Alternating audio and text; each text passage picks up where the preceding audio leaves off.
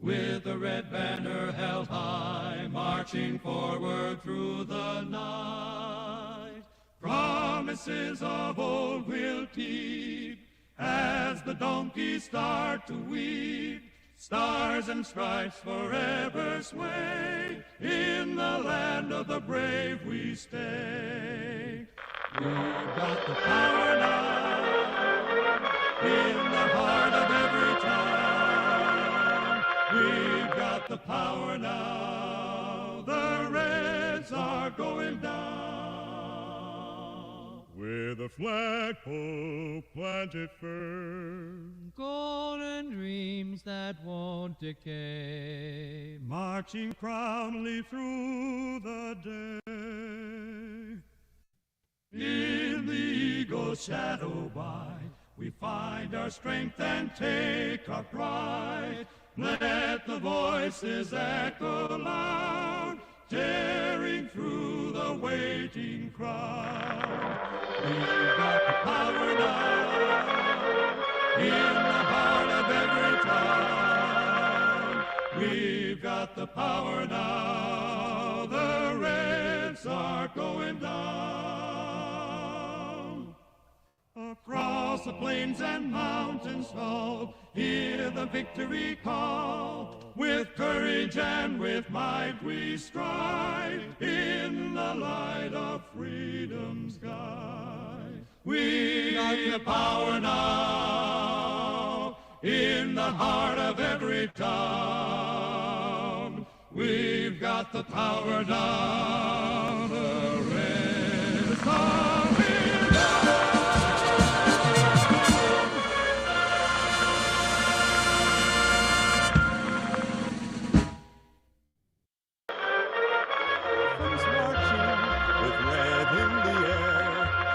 Shakes and smiles, showing strength everywhere. Trump leads a charge with promises bold. The new era shines, or so we've been told. Donkeys are hiding, feeling the blues, as the red, white, and blue take over the news. It's a brand new day, the GOP's in play, waving flags high as they dance and sway. Democrats hush, for change is here, as the trumpets play loud and clear.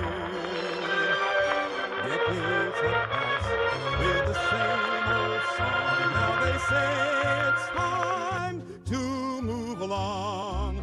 Trump's in the spotlight with his charismatic charm, bringing the spotlight, raising the alarm. Elephants leading with the banner unfurled, the grand old vision shaping the world. It's a brand new day, the GOP's in play, waving flags high as they dance and sway. Democrats hush, for change is here, as the trumpets play loud and clear. Together they march, side by side, with a push for change. Nothing too high, red, white, and blue. It's a bold new year, as the trumpets play loud and clear.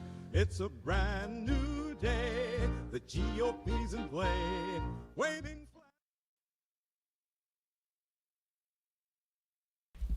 Hello and welcome to Culturama on episode 3, where on this show we are taking back tomorrow today. And what that means is that on this show we are trying to reclaim the zeitgeist of traditional Americana and the traditional American spirit, the one that we have lost so long ago with the induction of woke ideology, critical theory, postmodernism, deconstructive theory, and all that nonsense that we don't really need anymore, and has completely ruined and degraded society. And so we're trying to reclaim some of that traditional, aesthetically pleasing American spirit that I think characterized what the United States was and the American identity was of the past. And I think we still cling on to that. And it's important to reintroduce that yet again. And on today's episode, we have a lot to cover. First of all, and I've seen this all over the news, Trump goes and works in McDonald's. I want to talk about that as someone that has already established myself as a McDonald's enjoyer since the last episode. For those that missed it, I ate a Big Mac on screen and I enjoyed it very much. I would like to talk about Donald Trump and his little McDonald's campaign, and what a wonderful way to start up conversation with the American people. Also, interestingly enough, shortly after he has entered McDonald's, worked in McDonald's, made his, whole photo shoot, we have an E. coli outbreak, according to the CDC. Very interesting how that timing just worked out like that. We have a bunch of other news to cover today. I also want to talk about dating trends among people who vote for Trump. Are they likely to get laid? Apparently, they are far less likely to get laid. I want to explore that topic as well with you today. So if you just hang in there, we have a lot to talk about. It's going to be more lighthearted topics today, but I think that is very much justified considering some of the things that we have been through these last couple of weeks here in the United States and also with the election season. So without further ado, I'm going to jump in those topics and more.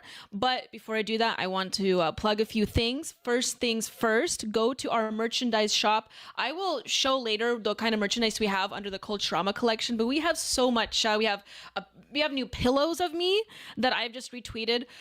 We have mugs, we have sweatshirts, we have a tote bag that's really cool.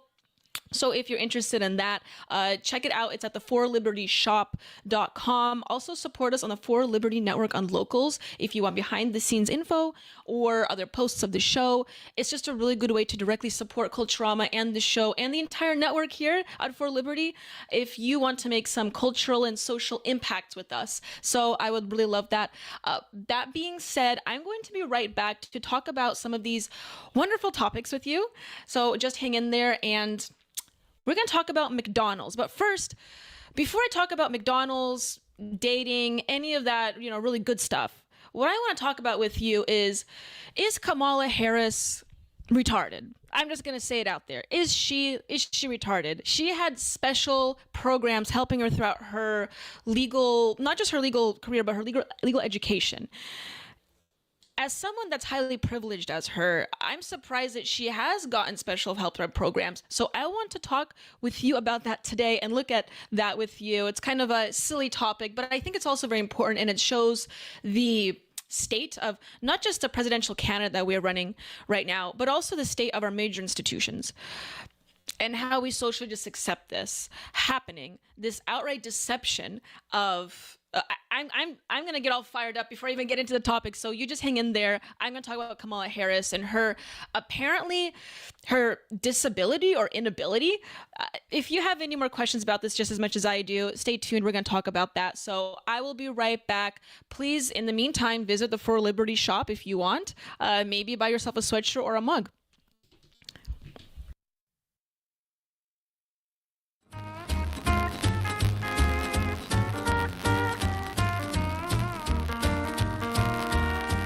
We were towns with friendly neon signs. We were living in this but times, leaving Barbara's praises themes behind.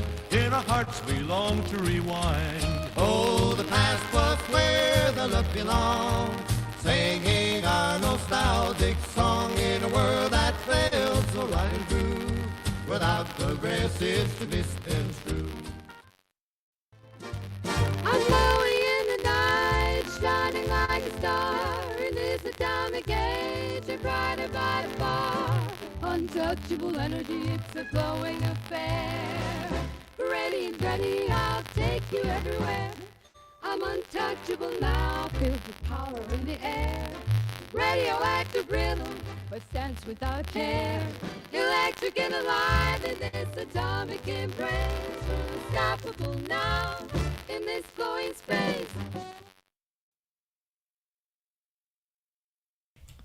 Okay, so we are back here in Culturama. Thank you for joining us today on episode 3. I'm so thrilled that we have come this far, but I did want to touch on this story about Kamala Harris receiving special benefits from programs that have admitted her through her legal education. So this is a tweet I found by this account called Laura Powell.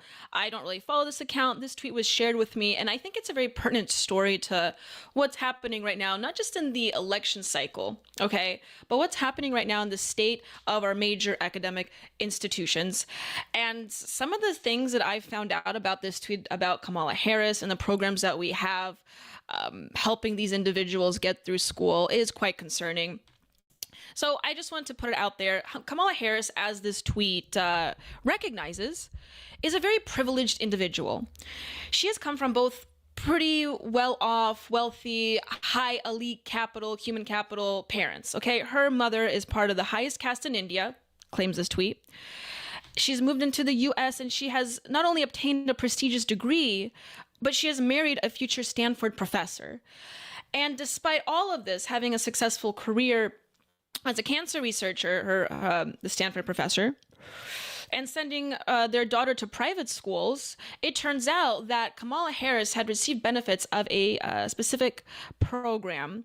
And here it is. I'm going to pull up the website right here. It's called the Legal Education Opportunity Program, or LEOP.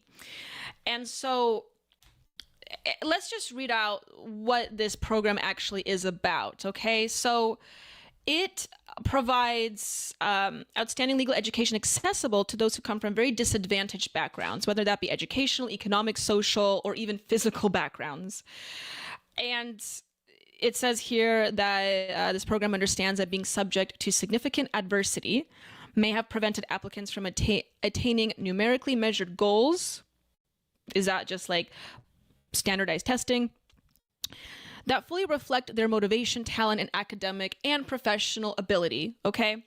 So you're thinking perhaps, a program like this is beneficial maybe to some exceptional cases where a student may come from a very disadvantaged background. Obviously, that's directly affecting them, right? I want you to ask yourself, is Kamala Harris really that kind of a person? Did she really come from that disadvantaged of a background? And I want to ask you another question.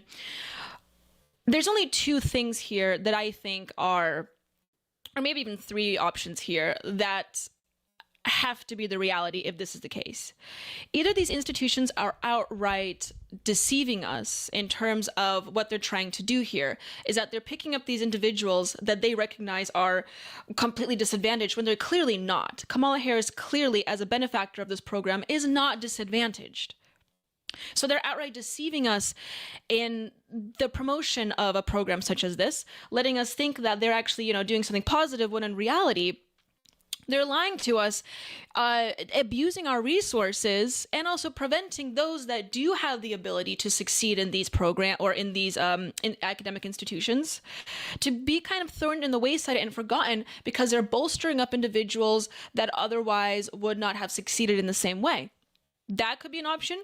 Another option is that Kamala Harris really does have mental issues or some major disadvantages or disabilities that we are not aware of. And I really hope that's not the case if she's running for president. The third option, and I think this might be the most likely option, is that this program is perhaps done to create some real positive impact. But Kamala Harris is just a liar. She's a deceiver here, and she's the outright deceiver in promoting this view that she has been disadvantaged in some way when she clearly wasn't. So another really concerning thing about this program, which I think its initial steps were to make positive impact in society and offering people students these opportunities, right? But this program actually screens for conservatives, and that's even more concerning to me, which makes me question the entire ideological capture of major academic institutions today in America, okay? Which is obviously contributing to the cultural decline that we have been experiencing for the last 30, 40, maybe even 50 years. But actually, perhaps even 60, I would say. I would venture to say it's been over 60. But here's a sub-tweet under this initial tweet that I brought up. And apparently this program, okay, so it tries to get like students from really, poor, disadvantaged backgrounds. And what ends up happening is that they have a student body, okay, that reaches out to these students, and they have to verify their backgrounds. So what they will do is that they will call them, have like a little one-on-one interview on the phone with the student, asking them, you know, if their father really was in their life or not, asking them if their father ever did come back from picking up the cigarettes at the gas station, and how that really affected them, and somehow they can't study the same way that other students can. I'm sorry, I'm a big proponent of meritocracy, okay? I don't think not having a father in your life or even being in a wheelchair should prevent your way through getting through law school. But regardless, this program has the student body interview these people on the phone to see if they really are disadvantaged. And then on top of that, these phone interviews were used by some students, I'm going to quote right here this tweet, to screen out conservative candidates to avoid future Clarence Thomases, as one student explained. This would have been the process in place when Kamala Harris applied to law school in 1986. According to her resume, she also served as a president of the Black Law Students Association. So this program had been actively filtering out individuals that they view as a future potential threat to their ideological system and their ideological capture that they have clearly been strategizing for years now to do and to implement successfully in the United States. I think this is it the most major, is it the biggest proof that we have up to date that colleges are pre-programmed or preconditioned to be rather leftist? Perhaps not, but I think it's just one of the millions of examples that we have up to date that is the case, is that these institutions are strategically devised and they conduct themselves in a way that prevents students, individuals of perhaps a rather different ideological conviction from succeeding, unfortunately. So this program is complete bunk. Since I have found this tweet, it's very sad that has to be the case, but it's important to know, and it's important to share this so that everyone, and I'm not encouraging everyone to not go to get a higher education. I'm someone that has highly benefited from higher education. I'm not saying not to do that or not to pursue a legal education, but it's something to be wary of, and it's something to talk about publicly as often as you can, because if we don't, stuff like this is going to fester and it's going to become the tumor that it has already become now.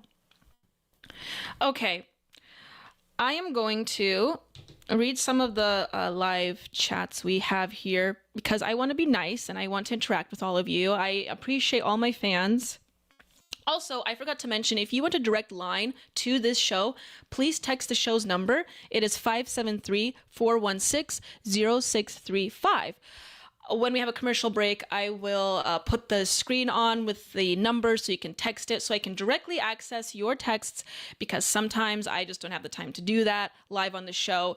But if you want a guarantee that I will read your text, send a Rumble rant, okay? I highly encourage you to do that. Not only does it support the show, but it offers a plethora of entertainment for me and the viewers. But it looks like we have quite a few people. Oh, we already have a donation. Let me take a look. Okay, from Entropy Nomad, we have a $5 donation. Thank you so much, Entropy Nomad. I want to thank you for tuning into the show. I've seen you interacting in the last couple episodes, so thank you for joining us again today.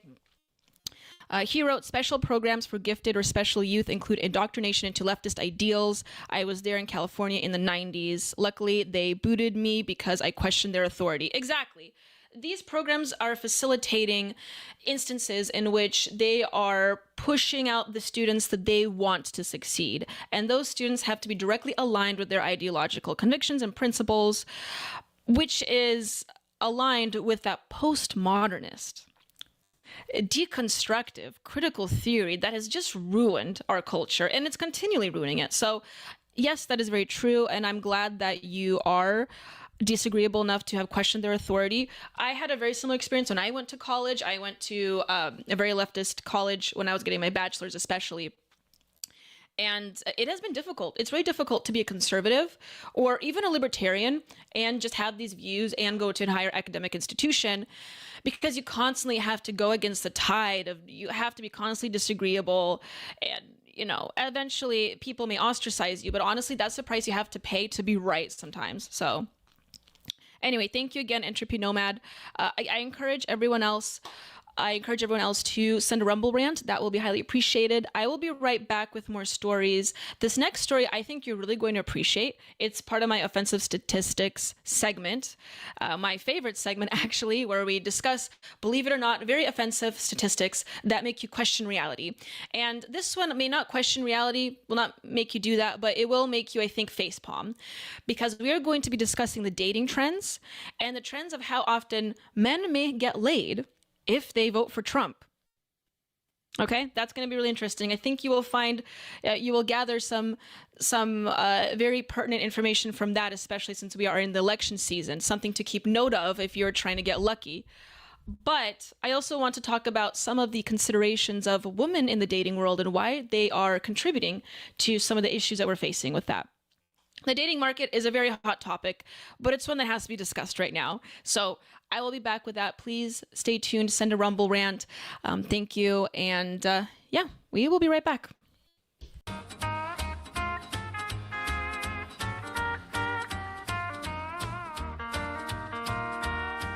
We were towns with friendly neon signs. We were living endless simple times. Leaving our pursuits, praises, deeds benign. In our hearts we long to rewind. Oh, the past was where the love belonged. I'm glowing in the night, shining like a star in this atomic age, and brighter by far. Untouchable energy, it's a glowing affair. Ready, I'll take you everywhere. I'm untouchable now, filled with power in the air. Radioactive rhythm, but stands without care. Electric and alive in this atomic embrace. Unstoppable now in this glowing space.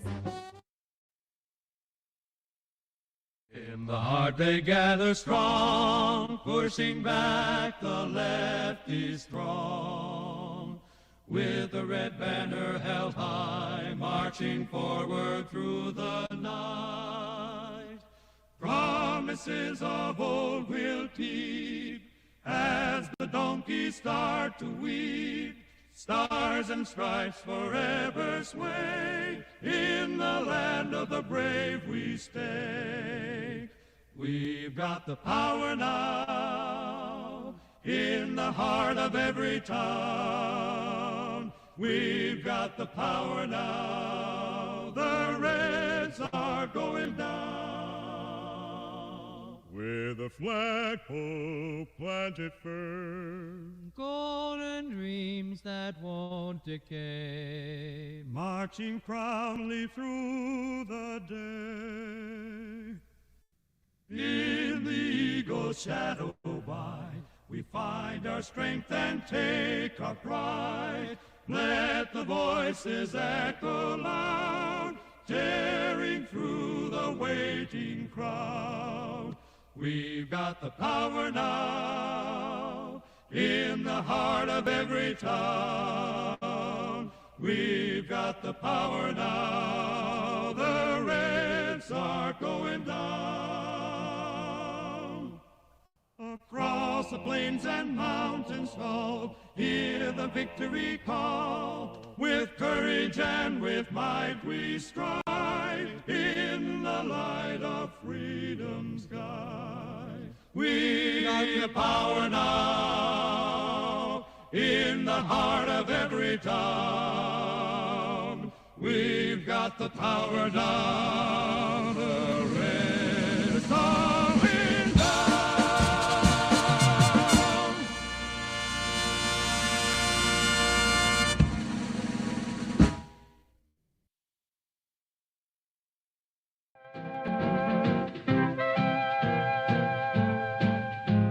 Counting numbers driving me mad. Statistics piling, it's all a fad. Everywhere I look, numbers inside. up, keeping me up at night. Oh, those figures and stand for... Okay, welcome to Offensive Statistics, where we talk about what else other than statistics that are offensive. And this one I found just the other day, and I think it's very pertinent to the election season right now. And I think it's something that a lot of men need to be aware of as they venture out and try to be their, or find their own, so to speak. If you are trying to encourage perhaps, a family member of yours, or trying to encourage yourself to really come of age these next couple weeks, I'm going to warn you to be careful, because you might run into some issues here. So this account stated that young men should know that if you vote for Trump, you're basically never going to get laid. So here's a statistic. Share of young people who said their view of a date would change based on how they voted. Okay, and it looks like if you had voted for Donald Trump, you are viewed rather negatively. And it doesn't differentiate this based on sex, but I think it's kind of obvious who is making the deciding, who is a deciding factor here. I'm gonna ask you guys, do you think that this statistic right here is mostly conducted by men or by women? Anyway, this is pretty interesting here. There's a percentage here that says that their date, it did not matter, and voted for Kamala Harris is far less. In fact, actually, whoever said they voted for Kamala Harris were viewed more positively. Again, I think women are the deciding factor, and what we have often come to see is that when it comes to matters of sex, you may have heard this common phrase stating that women are the gatekeepers of sex. Now, I think that is not completely true, but it is largely true. And really, women do recognize that, and this is how they, I suppose, cajole men into doing what they want, especially when it pertains to politically. People like to claim that men are the political creatures of this world, but really what it comes down to, especially when it relates to topics of sex, is that women just do not feel comfortable having sex with you if they do not ideologically align with you. And I think this is the main contributing factor to why we have the sex wars happening today. Because, with people staying single longer, having access to certain communication technologies like dating apps, and basically opening their dating pool, what you'll find is a lot of frustration in terms of women becoming more selective, men feeling like they do not have certain access to this activity or in this endeavor. And so therefore you see this ideological divide that occurs so often. And because women are the gatekeepers of sex, this is what ultimately happens. But this is nothing new. I think this is a phenomenon that has been around for quite some time. However, I do want to point out that regardless of your views on that phrase, that women are the gatekeepers of sex, regardless of your views on politics, I do often find that women are very fixated on sex as it pertains to politics, because what is this? I found this the other day. This woman wrote, men who say they're libertarian are actually just conservative guys who want to still be able to sleep with liberal women. Change my mind. No, it's not. Why can't it just be that they're libertarian? Okay? Why are women so fixated on sex? They think everything comes down to obtaining their affection and obtaining their satisfaction by them. I just think that's rather sad and questionable. As a woman myself, at least last I've checked, I don't see why, I don't like to say I'm special. I personally, however, don't see why you have to perfectly ideologically align with someone if you want to have a relationship with them. But it just seems that more and more now these days, women are just fixated on this so much. I think that mostly has to do with the fact that they have opened up their dating pool. They have access to certain communication technologies that facilitates this, and that allows them to essentially control their immediate environment. And the number one thing they know that men want is relationship and sex. But I also want to highlight that as often as this, as alarming as this number is right here, for you fellas out there, I also found this article. It's like some pop psychology article I found the other night, but it's really interesting because I want to scroll down to the body count question, because it looks like, according to the study, let's see if I can find the actual section here. but according to the study, there was a sex difference in perceptions of a romantic partner's body count. For those that don't know what body count means, no, it does not mean how many people you have killed. It means how many people you've slept with. And this is a major topic of discussion these days also. But there's major differences in perceptions of the importance of body count. And it turns out, according to the study, surprise, surprise, men perceived that past sexual history of a potential romantic partner was more important than women did. So according to the study, what the study is saying is that women care far less about body count than men do. Why is that? Okay, maybe it's not like drastically less, but it's still less. Why do women not care as much? You could argue that this is obviously a major social implication, actually, and that, men are conditioned to believe that they really cannot prove themselves in the world unless they sleep around, and they kind of have like this Lothario background. But that may be the case. Men may be conditioned to do so, but women also accept that. And I find great umbrage with that. So women are less likely to sleep with you. Think about this. Women are less likely to sleep with you, fellas, if you want to vote for Trump or if you happen to vote at Trump. But they are still able to sleep with you, or they find it fine if you have a very large body count, could have a baby mama potentially through that, or you could also have the higher potential for STDs. Also, you're just a dirty man if you sleep around too often. It's really unfortunate that our society has accepted this notion that, engaging in these multiple sexual exploits is somehow good for you, or it makes you look good. And women are willing to deal with that. It's very unfortunate.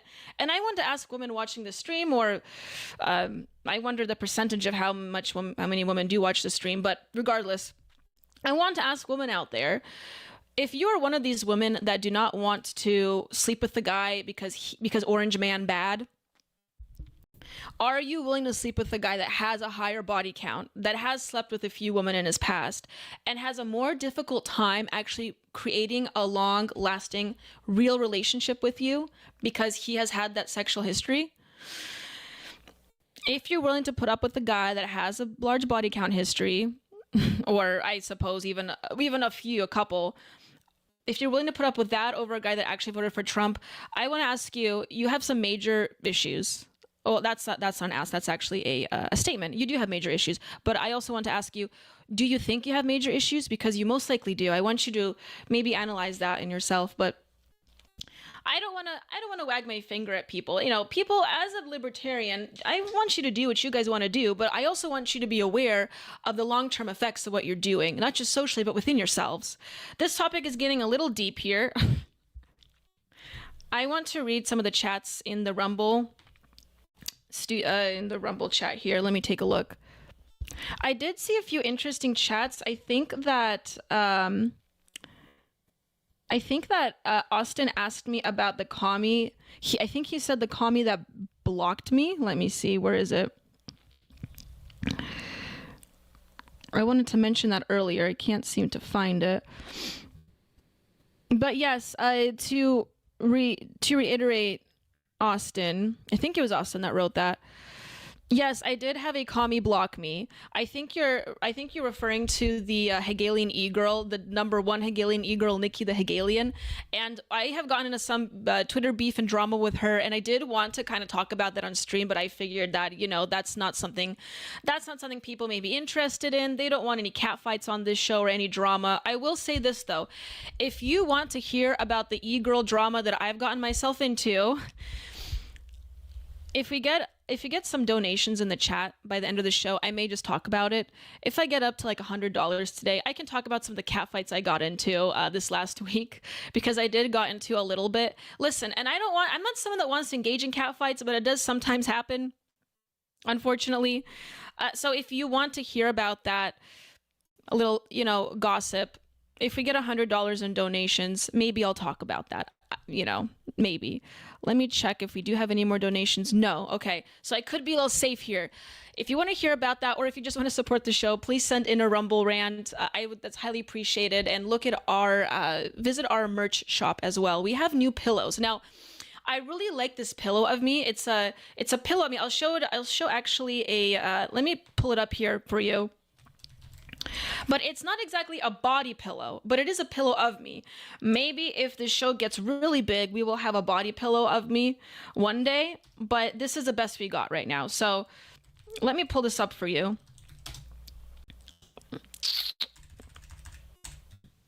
Bear with me here. This is just the third stream, ladies and gentlemen.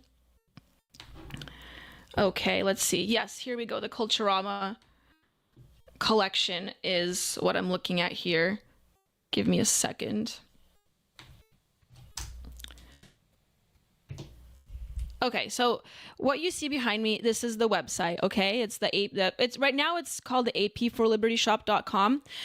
Once you visit the website, you do have a chance to win a coupon code here to get some percentage off of your order. And that is available anytime you visit the website, so please consider that. But there's a picture of me. So this is the merchandise, and this is a pillow that I'm really excited about right here. So again, like I said, not exactly a body pillow, but a pillow nonetheless. And you can get it in 3 different sizes, I believe. Here we go. 3 different sizes.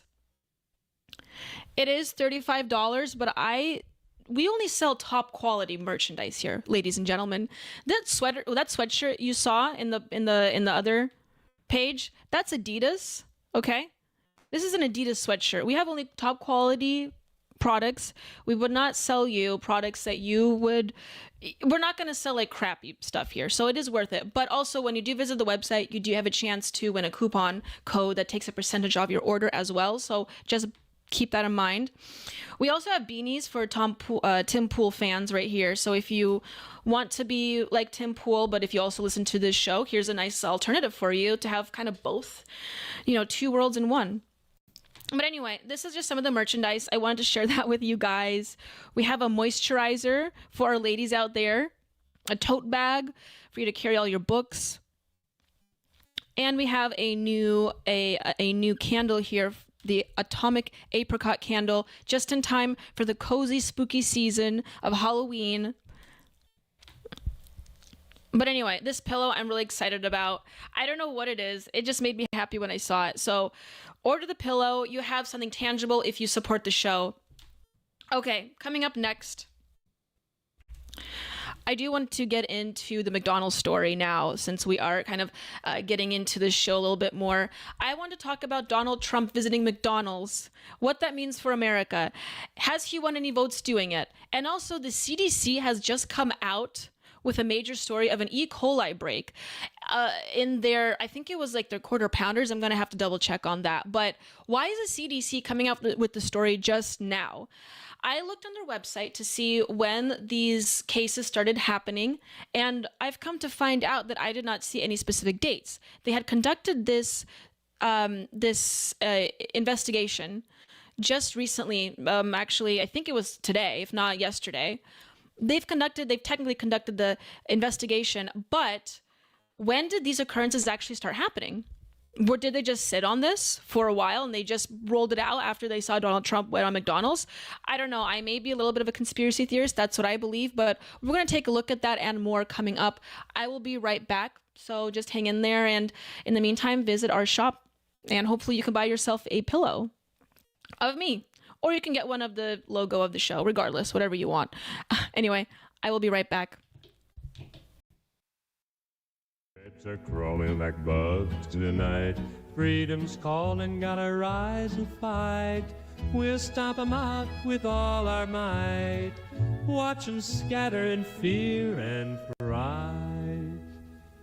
Crushing commies beneath our shoes like tiny pests with nothing to lose. Crushing commies, our anthem strong. Stand united where we belong.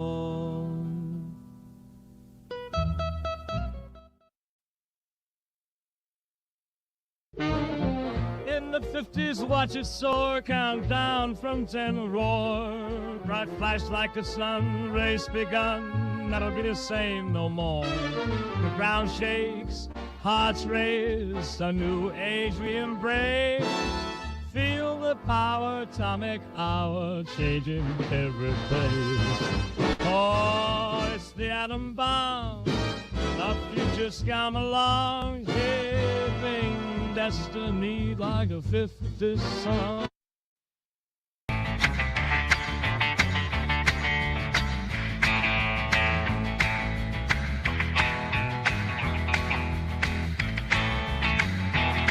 Well, here comes Daniela like Marilyn with a twist. She's got a master's degree and a style you can't resist. On Culturama, baby, we're shaking up the scene. So hit that like, make it click, you know what we mean. Like and subscribe, come on, don't delay. With Daniela at the helm, we're leading the way. It's Culturama, taking back tomorrow today. You have to force behaviors, and at BlackRock, we are forcing behaviors. Mao ordered his citizens to throw off the 4 olds. Old thinking, old culture, old customs, and old habits. So, your whole life went in the garbage overnight, no biggie. And those who resisted were attacked by an army of purifiers called the Red Guard, who went around the country putting dunce caps on people. Yeah. Who didn't take to being a new kind of mortal being. If you don't force behaviors, whether it's gender or race or just any way you want to say the composition of your team, you're going to be impacted. Well, things haven't been so sweet for Ben & Jerry's after the company posted an anti-American tweet, a few of them, on the 4th of July. The ice cream makers declared the United States was founded on stolen indigenous land. Well, someone should tell Target that, because they're now selling swimsuits with tuckums in the women's section of the store.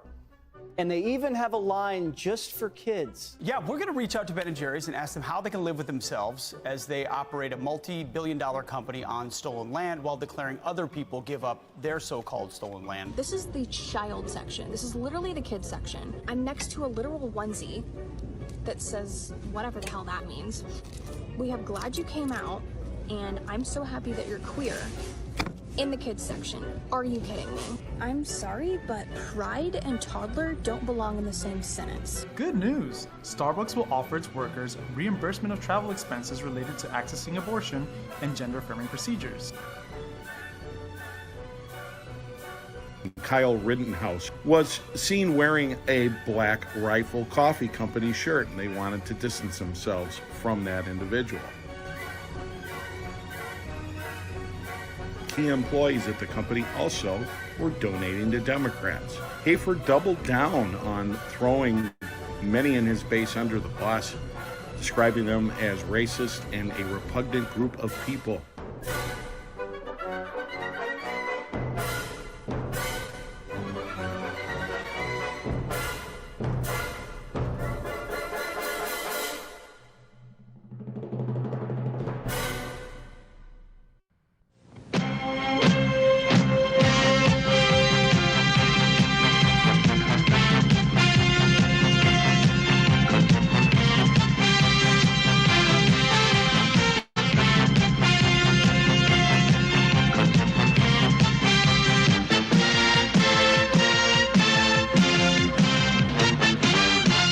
Hey, Liberty Lover. Back to Culturama, where we are trying to win the culture war here in America. And I'm so excited, actually, to talk about this next story about Donald Trump going into McDonald's. It's a moment we've all been waiting for. But before I get back into that story and into the news, I want to talk about some of the chats that I've got sent in. So bear with me here. So it looks like we have gotten a Rumble chat from an individual, and that's really exciting. A Rumble rant, my apologies. This is from Robbie Thurman. Thank you so much, Robbie Thurman, for tuning in again into the show. I saw you in the chat, and it's exciting to see you again. I saw you in the chat in the previous episodes, and I saw you in the chat today. He donated $20, and he said, "I'm in," heart emoji. Thank you, Robbie Thurman. I'm assuming you're talking about the drama that I had online with some Hegelian e-girl. I said that if we get $100 in donations, I will be talking about that drama. Now, do I want to talk about the drama? No, I do not. But I think that some people may want me to talk about that, so I bargained with the audience and I said, look, if I get $100 in donations, I'll talk about it. If not, I'm just gonna maybe mention it some other time, or maybe not mention it at all. So anyway, if you want to hear some e-girl drama, if that's something that you're into, send a donation. I may talk about it at the end of the show. So thank you, Robbie Thurman. I really appreciate that. And I gotten some texts as well come in, so I'm going to read those off to you before we jump into the real news story here today. I've gotten this text from this individual that has texted me before, and I want to thank you for texting the show. I'm not going to divulge their information, obviously, but they said, I just turned 29 and I still haven't had a legit date. I only seem to get e-thoughts, scammers, and jailbait on dating apps. Also, many Republicans aren't as prim and proper as they appear. Grindr activity spiked during the RNC. Really? That's the Grindr activity sparked during the RNC. That's really interesting, but not surprising. Also, a minor bug about Trump's rise in the GOP. More popular girls that have caked on makeup and scantily clad. It gives me PTSD, reminding me of high school pretty girls. That's really sad. I'm sorry to hear that. But yeah, there's some truth to that, you know.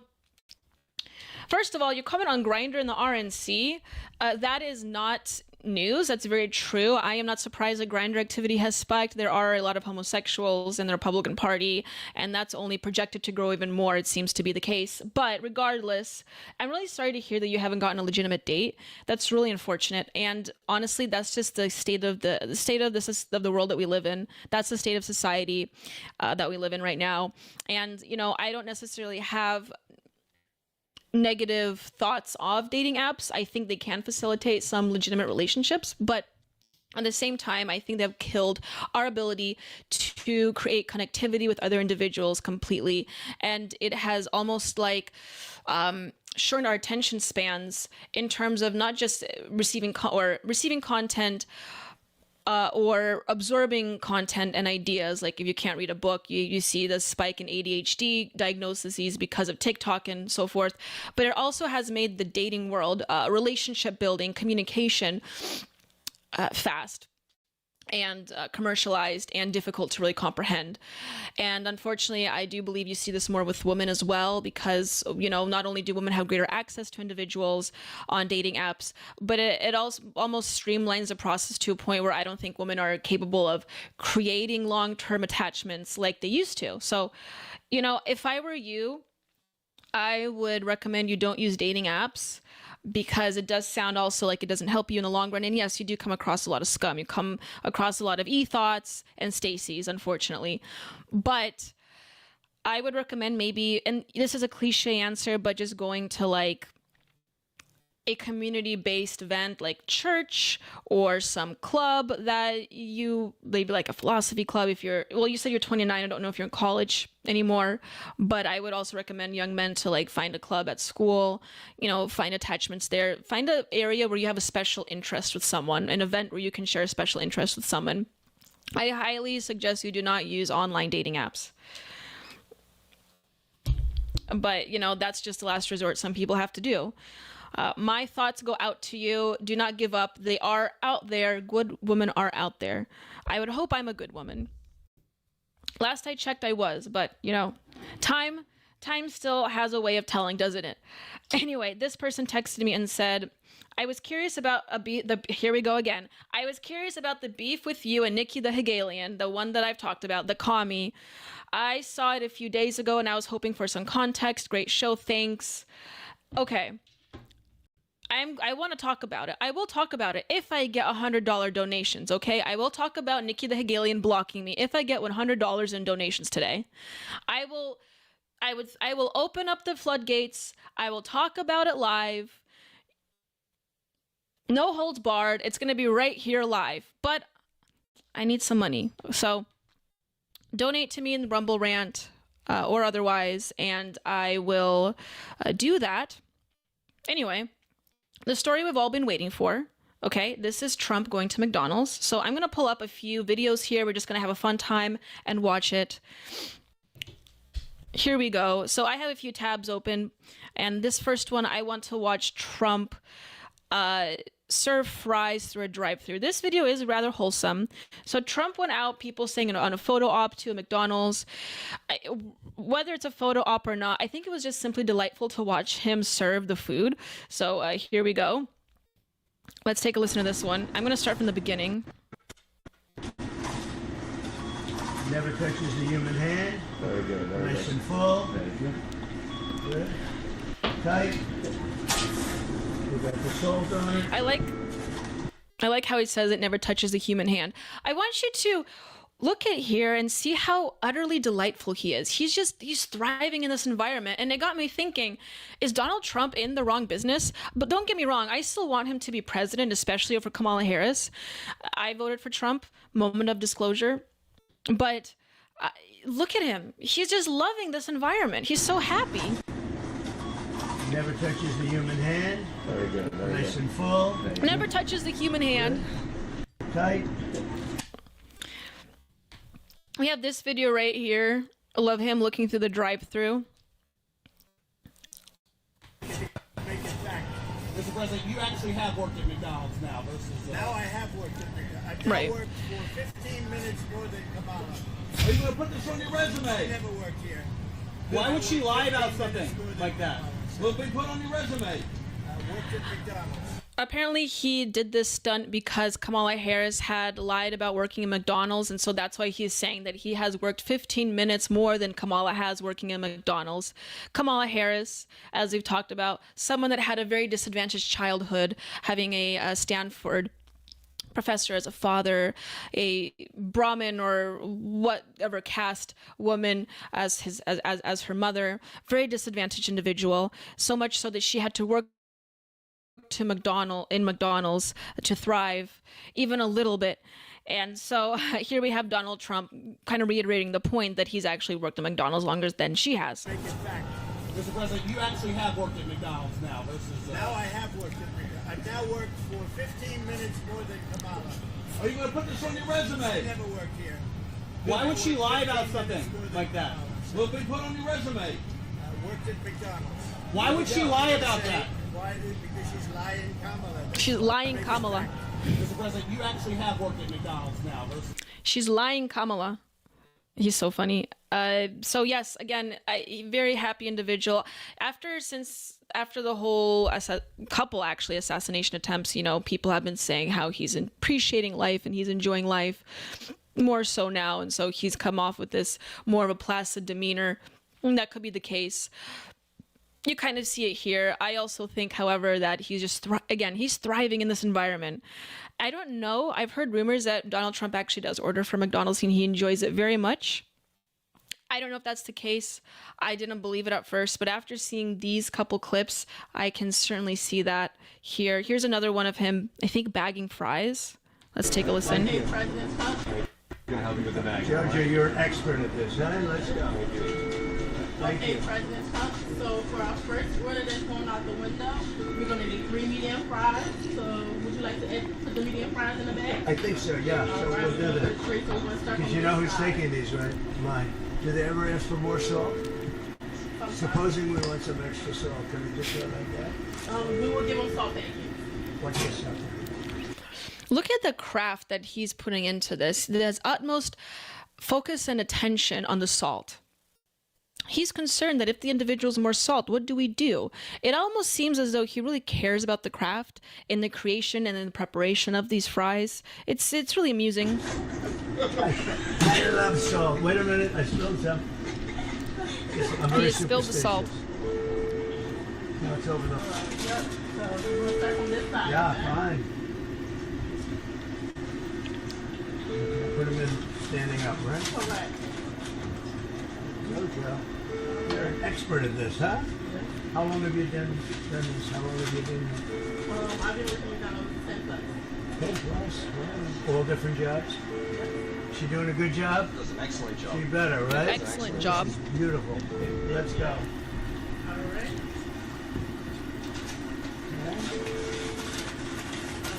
Look how carefully he's putting those fries in there. Like 6 you do? 6 mediums? 5 is fine. 5? Is the most. First order get 3 medium fries, and we're waiting for you. Okay, very good. Let's go. Let's go. Oh, I see. Now I'm going to see that. Oh, that's your customer. Yes. Wow, it's pretty good. Okay, let's go. A man who's truly thriving in the environment. This person, I like this comment, Trump and more relatable than any politician of our lifetime. That's why so many people are attracted to him. He's a man of our people.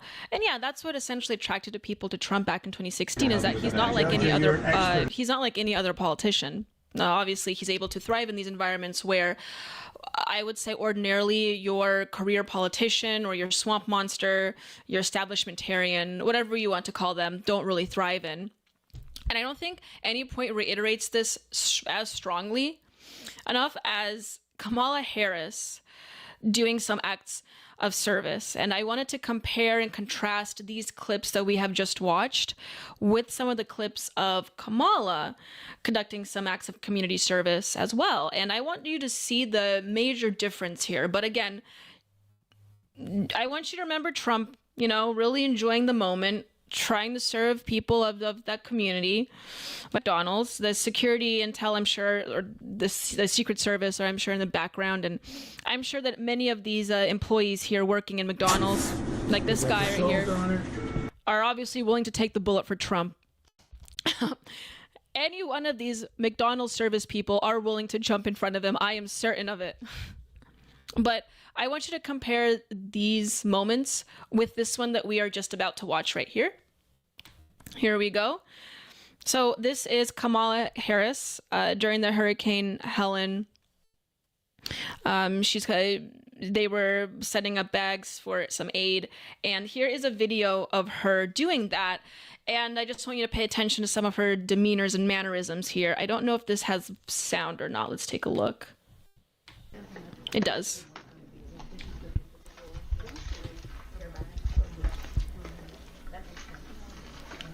Look at the way that she's holding the bags. Like she's afraid to get dirty. She's afraid to get dirtied by the peasants of that area, North Carolina.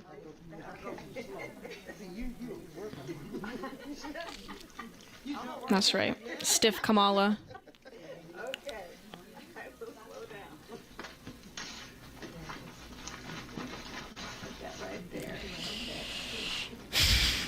She looks like she really wants to be there.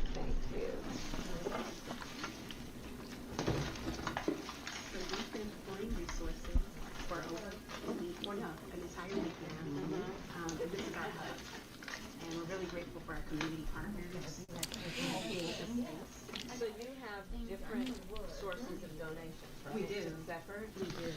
And then how do you actually then... She's trying to make some conversation with the lady next to her, as one does. Trying to build some rapport, make it less uncomfortable. But did you see the way that she looked down at the bag? I mean, she doesn't want to touch these things. That's at least how it comes off. Am I wrong? It doesn't even look like she wants to be there. This is the joyful candidate, everyone, by the way. She's running on this campaign of joy. Is she laughing, having some fun? Yes, she's trying to make the best of it. But I just cannot help shrug off that impression that she does not want to be there. Trump, on the other hand, no, this guy wants your fries to be salted. He wants you to enjoy your meal. And by the way, it's on him. Very, very interesting contrast. But anyway, this, again, I've been seeing this all over the news. I've been seeing memes about it. I'm sure you have as well. People are saying it's just a photo op. What difference does it make? It may not be any difference, but it was enjoyable and it was rather whimsical to watch him do this. And I think a lot of people enjoyed it and appreciated it. But what had followed afterwards and what I've come across today is that apparently the CDC has come out with the story that there is a serious E. coli outbreak happening just days after this occurred. I'm sorry about the ads, everyone. This is a live show. McDonald's didn't give Trump permission to serve fries. It didn't need to. This is a completely different story, but I will talk about this. McDonald's has been on the thrust in the 2024 election. It has gained particular attention over the weekend since President Trump has served fries, and people have been coming out saying that, like, well, he didn't had or go through some of the special Like, he didn't wear gloves, he didn't have some of the accesses to these food products, and so therefore he shouldn't have served the fries himself. And so people have been bringing this story up as well. I guess it was a health story, and that people have been on Twitter and elsewhere pushing this narrative that Trump had violated certain safety or certain safety conduct, health restrictions, and so therefore he's kind of like, officially committing some terrible act here that he has served these fries. This article kind of explains the situation. I'm not going to read it all out to you. But you have been seeing news stories like this crop up, drawing alarm and attention to Trump possibly violating some health codes. I don't think they got any traction. When did this story come out? Was it recently? It came out yesterday. So yeah, for the last couple days, I've been seeing the story. I think these stories have been cropping up and it didn't really get anywhere. And so what happened today? The CDC came out with a story saying that there's massive E. coli outbreaks. Did it say that it had anything to do with Trump? No, of course not. I don't know how you could prove that. But in the minds of everyone, because McDonald's is on everyone's minds, Trump is on everyone's minds, they're making positive associations with it. And so what happens is that when you have this scary story, 1 died, 10 hospitalized, and over a couple hundred have been poisoned with this tainted product. By the way, it's McDonald's. What people have conceptualized in their mind and have drawn that connection to with Trump and McDonald's is now going down, and everyone's scared and afraid. I'll be talking more about that here in a moment, about the E. coli outbreak and what that entails. So I want you to stand by. Also, donate a Rumble rant. We would highly appreciate it. It would support the show, and it would support a launch of a very successful show, hopefully in the future. Also, if you want some beef, I just got blocked by a commie, of all people. If you want to know, an e-girl commie no less, if you want to know more about that, donate a Rumble rant. Maybe I'll talk about that. If you get up to $100 on this show today, by the end of it, I may talk about it. If not, I won't talk about it. Nor do I want to. It's a rather sensitive subject, but people have been asking about it. I'm not going to divulge details here for free, guys. Ladies and gentlemen, I don't play that way. I need some donations coming my way. So if you donate, if you get up to $100 today, I will talk about that. Also, if you want to text the show directly, it is 573-416-0635. If you want me to read your text directly, I may not always get to it, but if I do get to it, that's a direct line to reach me because I just don't have a chance to read all the live chats. So stand by. I will be right back, ladies and gentlemen. And we're going to talk about the CDC coming up next and a few other McDonald's related topics.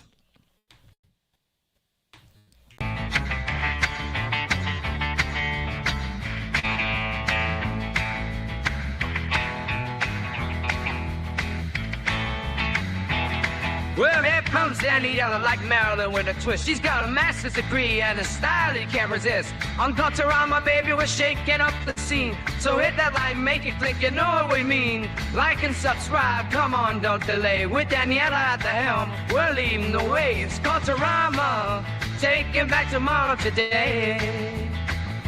You have to force behaviors, and at BlackRock, we are forcing behaviors. Mao ordered his citizens to throw off the 4 olds.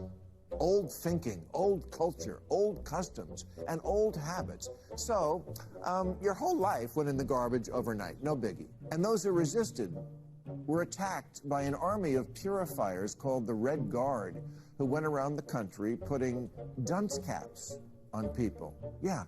Who didn't take to being a new kind of mortal being. If you don't force behaviors, whether it's gender or race or just any way you want to say the composition of your team, you're going to be impacted. Well, things haven't been so sweet for Ben & Jerry's after the company posted an anti-American tweet, a few of them, on the 4th of July. The ice cream makers declared the United States was founded on stolen indigenous land. Well, someone should tell Target that because they're now selling swimsuits with tuckums in the women's section of the store. And they even have a line just for kids. Yeah, we're going to reach out to Ben & Jerry's and ask them how they can live with themselves as they operate a multi-billion-dollar company on stolen land while declaring other people give up their so-called stolen land. This is the child section. This is literally the kids section. I'm next to a literal onesie that says whatever the hell that means. We have glad you came out, and I'm so happy that you're queer. In the kids section. Are you kidding me? I'm sorry, but pride and toddler don't belong in the same sentence. Good news! Starbucks will offer its workers reimbursement of travel expenses related to accessing abortion and gender-affirming procedures. Kyle Rittenhouse was seen wearing a Black Rifle Coffee Company shirt, and they wanted to distance themselves from that individual.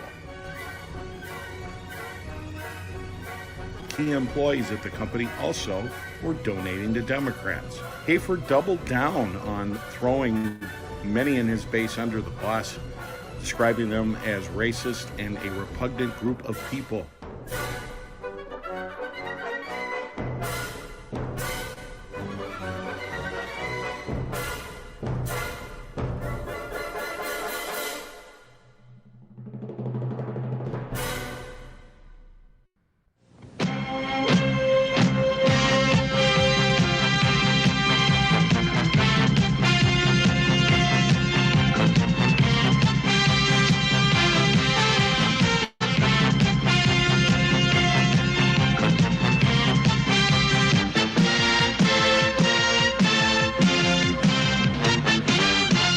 Hey, Liberty lovers, stop scrolling.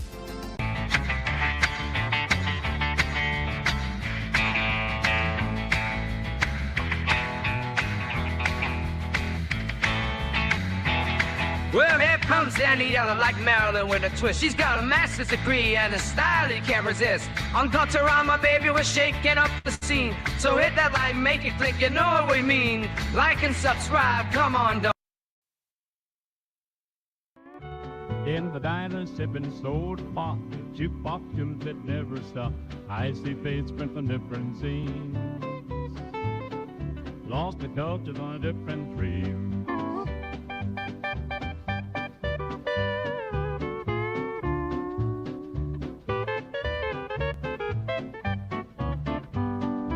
We walk down the same old street, but our stories never meet.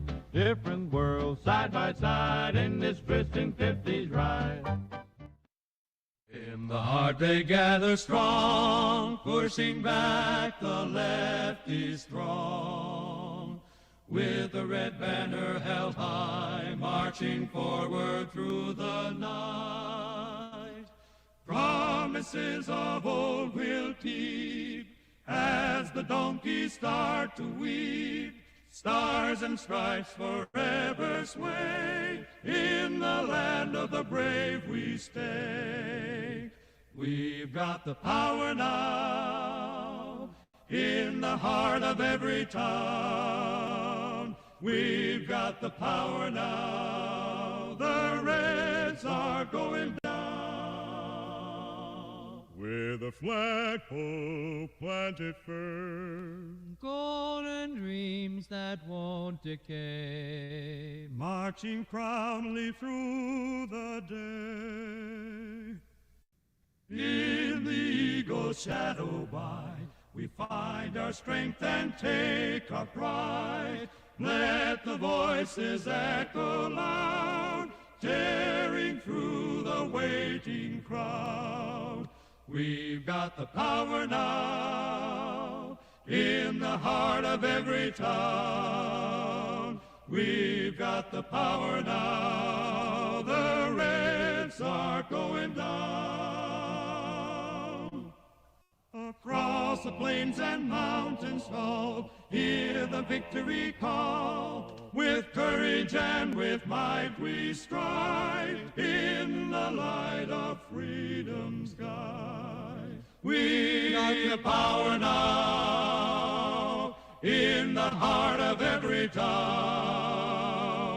We've got the power now, the Reds are going down.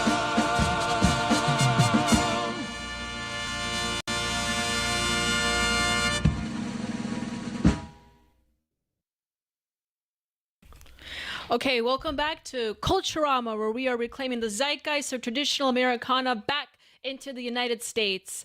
And thank you for tuning in. I have seen a lot of chats come in. We're not reaching our $100 goal, so I may not divulge some very spicy information to you guys today.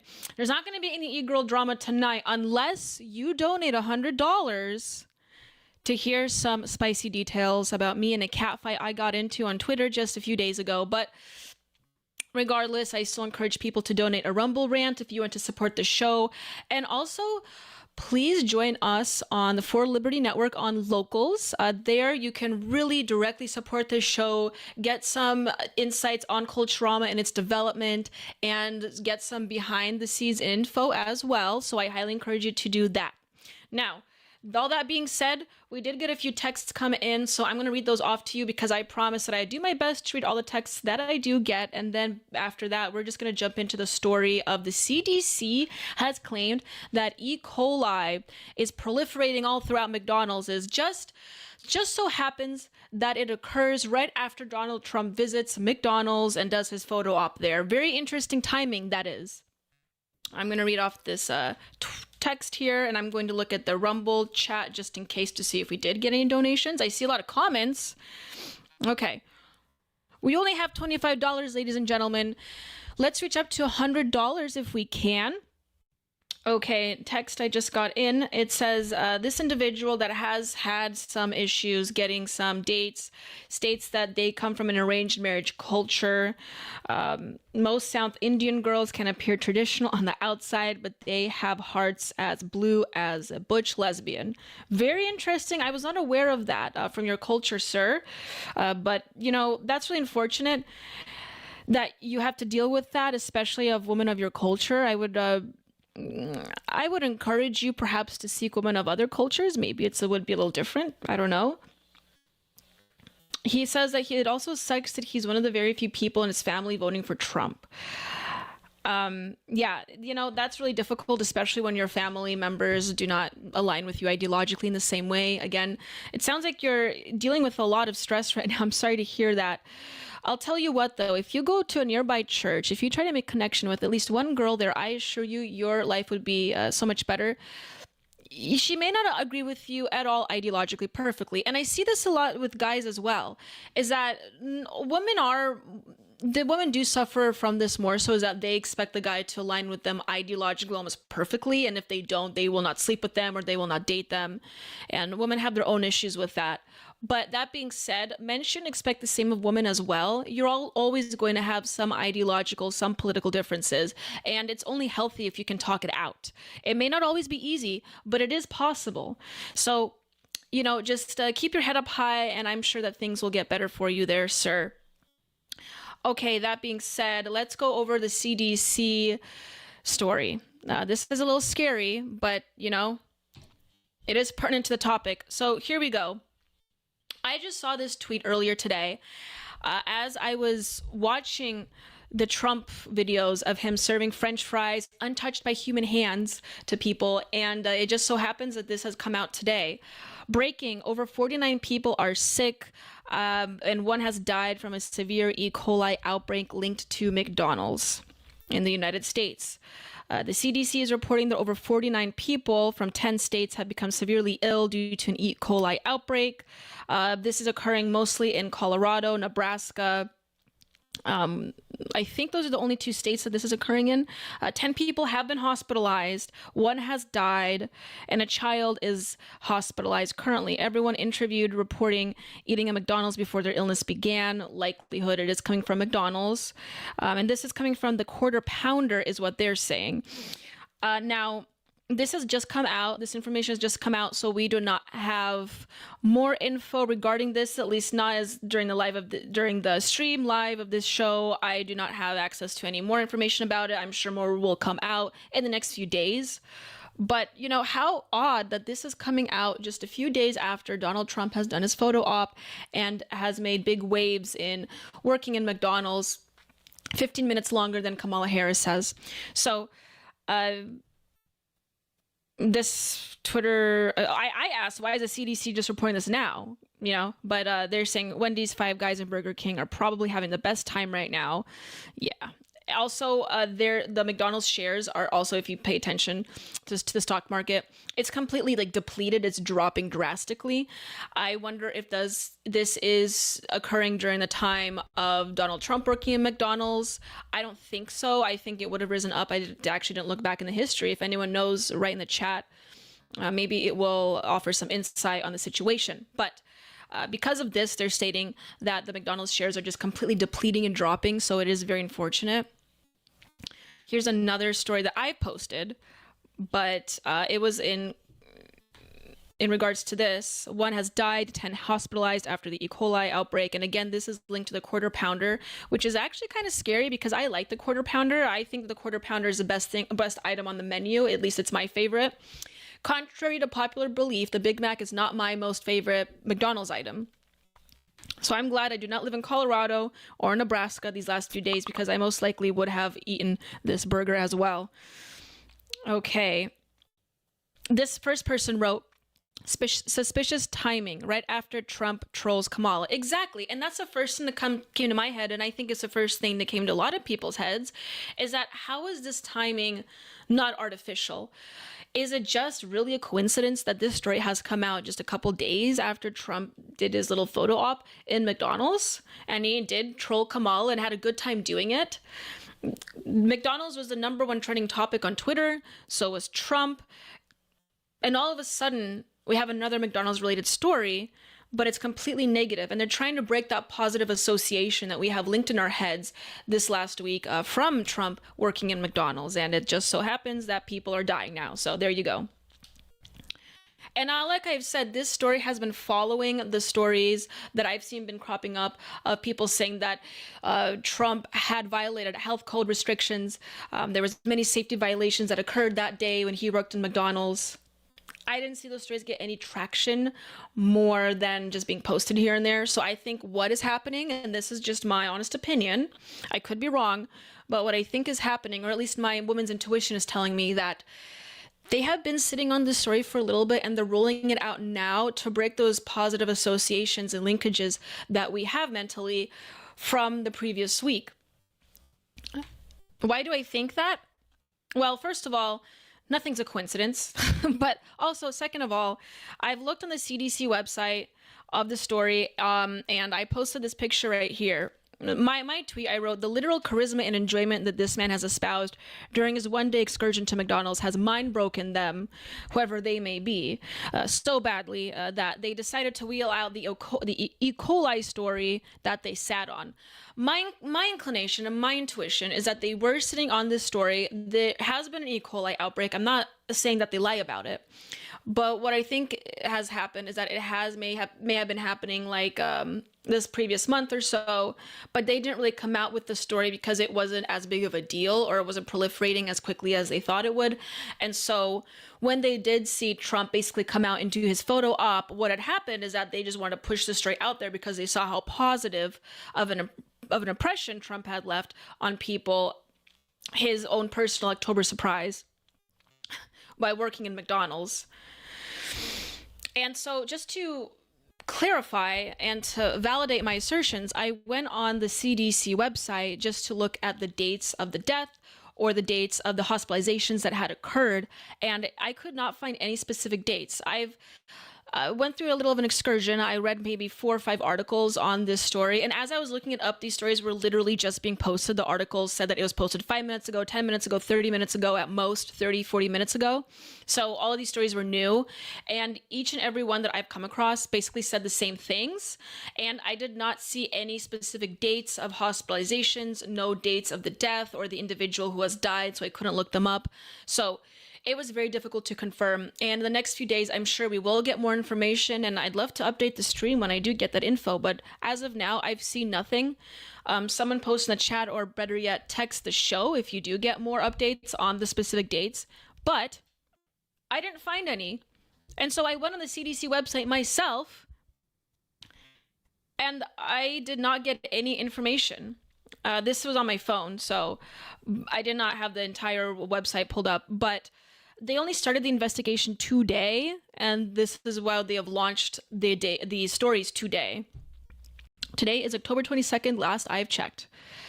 unless you're in the East Coast. In fact, I think if you're in the East Coast, it is still the 22nd. So yeah, they've launched this investigation today, no recall issue.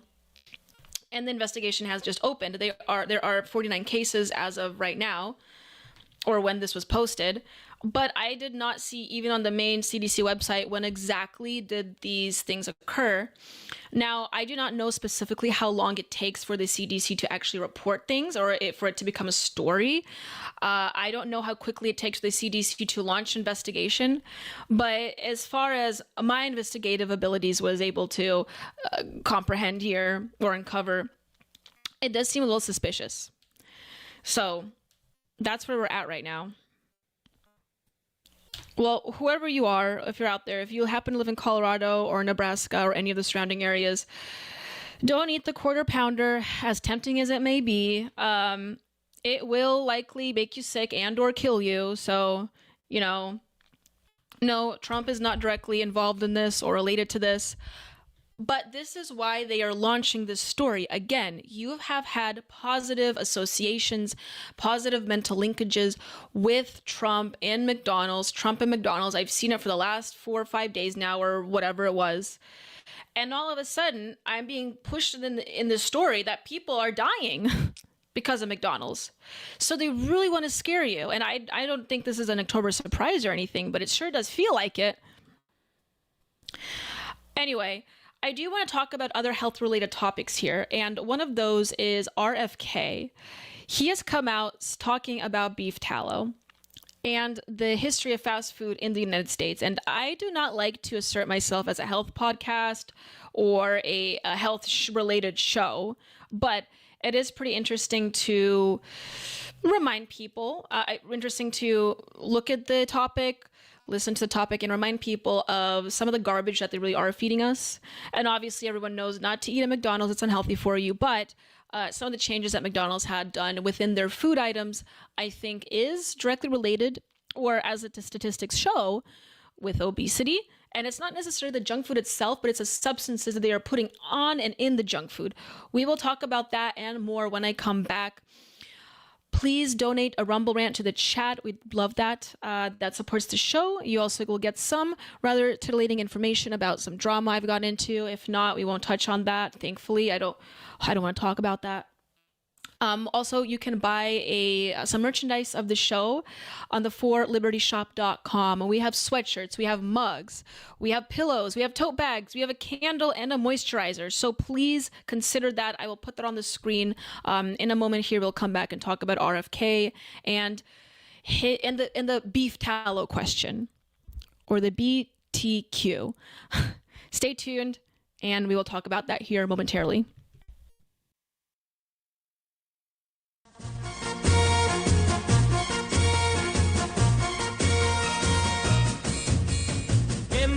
City lights so bright, ideals clash in the night. Opponents stand side by side, cultures collide, nowhere to hide. Fists meet dreams in the street, history on repeat. Our world's in a spin, let the future begin.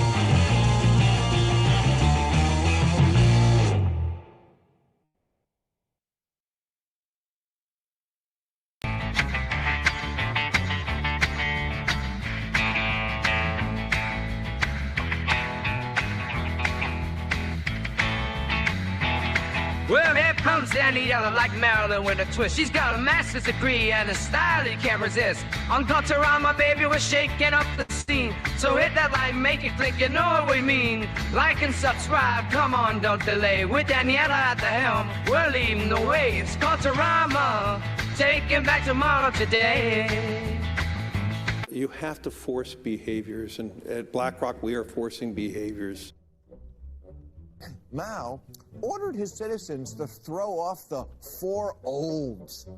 Old thinking, old culture, old customs, and old habits. So, your whole life went in the garbage overnight, no biggie. And those who resisted were attacked by an army of purifiers called the Red Guard, who went around the country putting dunce caps on people. Yeah, who didn't take to being a new kind of mortal being. If you don't force behaviors, whether it's gender or race or just any way you want to say the composition of your team, you're going to be impacted. Well, things haven't been so sweet for Ben & Jerry's after the company posted an anti-American tweet, a few of them, on the 4th of July.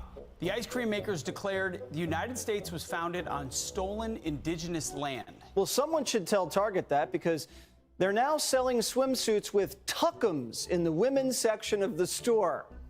And they even have a line just for kids. Yeah, we're going to reach out to Ben & Jerry's and ask them how they can live with themselves as they operate a multi-billion-dollar company on stolen land while declaring other people give up their so-called stolen land. This is the child section. This is literally the kids section. I'm next to a literal onesie that says whatever the hell that means. We have glad you came out, and I'm so happy that you're queer. In the kids section. Are you kidding me? I'm sorry, but pride and toddler don't belong in the same sentence. Good news! Starbucks will offer its workers reimbursement of travel expenses related to accessing abortion and gender-affirming procedures. Kyle Rittenhouse was seen wearing a Black Rifle Coffee Company shirt, and they wanted to distance themselves from that individual. Key employees at the company also were donating to Democrats. Hafer doubled down on throwing many in his base under the bus, describing them as racist and a repugnant group of people.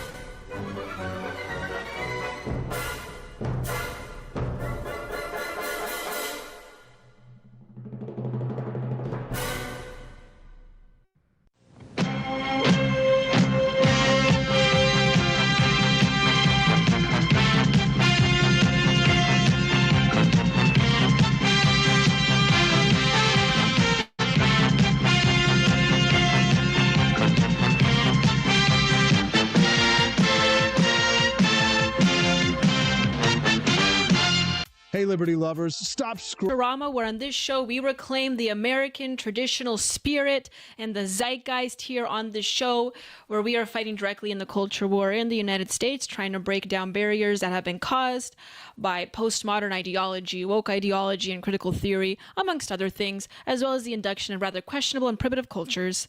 On this show, we are trying to bring back the aesthetic of Americana, the 1950s, and so forth, as well as some traditional values as well. And speaking of traditional values and some of the diet associated with that, believe it or not, I am wanting to talk about a topic related to fast food and the food that we put into our bodies, and how modern society has completely disregarded that and ruined that for us. And so who better yet to talk about that than Robert F. Kennedy Jr.? I wasn't surprised, and I'm sure you're not either, but here we are. So this is a tweet that was made by Robert F. Kennedy Jr.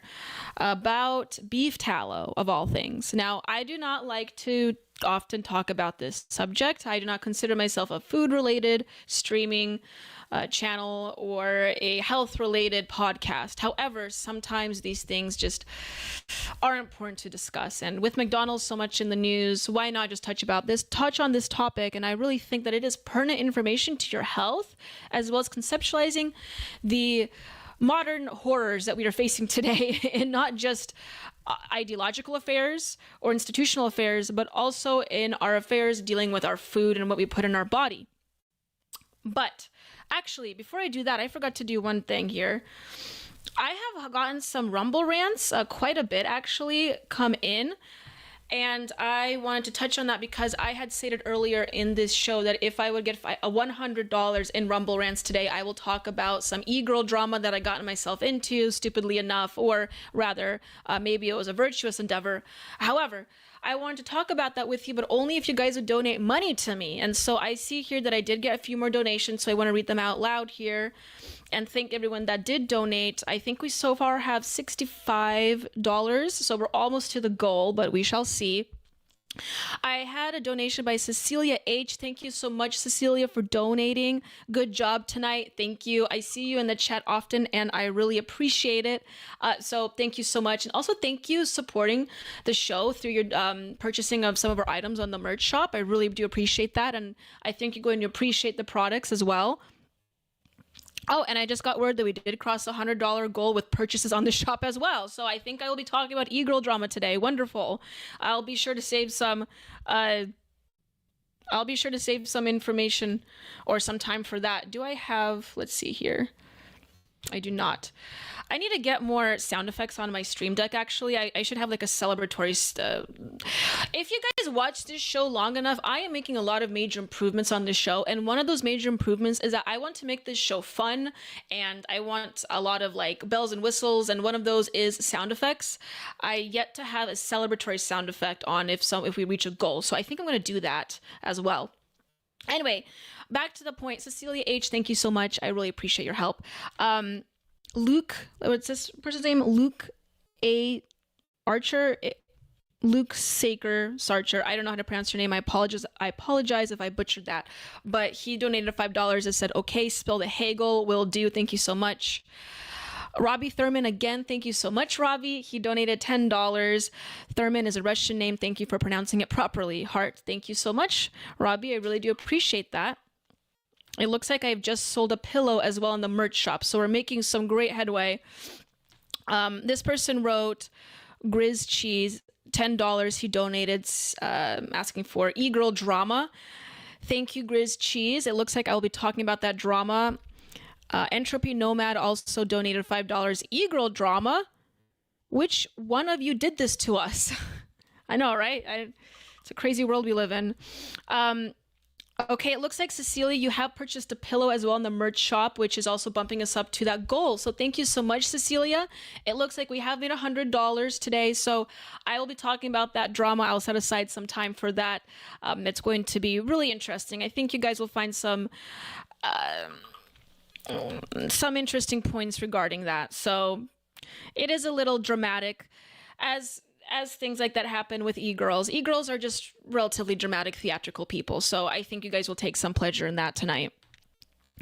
I didn't want to talk about it. I didn't want to do it. I don't want to talk about e-girls on this show.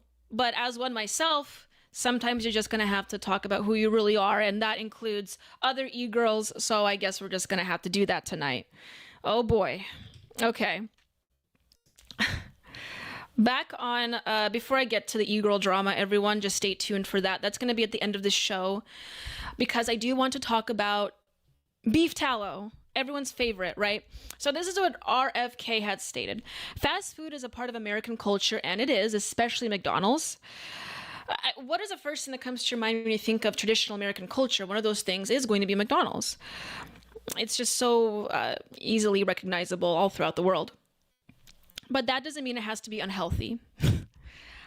I'm sorry, RFK, buddy. I think fast food is going to be unhealthy regardless, but he is right. There's some components of it that is a little bit too unhealthy. Did you know that McDonald's used to use beef tallow to make their fries from 1940 until phasing it out in favor of seed oils in 1990? And this is the seed oil question that we have been probably hearing about. If you are involved in internet culture at all or meme culture, you probably have heard of that talking point, how seed oils are being pushed and put in our food to an excessive degree in which it becomes detrimental to our health. Similar with microplastics as well. Both of those things are true. This switch was made because its saturated animal fats were thought to be unhealthy, and this was during the trans fat craze. This is true. driving up costs of the driving up the causes of the obesity epidemic. Interestingly enough, this began to drastically rise around the same time fast food restaurants switched from beef tallow to seed oils in their fryers. So what he's saying is that you've seen the American obesity epidemic spike at the same time as the use of seed oils have been done to lubricate our food, so to speak. People who enjoy a burger with fries on a night out aren't to blame, and Americans should have every right to eat out at a restaurant without being unknowingly poisoned by heavily subsidized seed oils. It's time to make frying oil tallow again.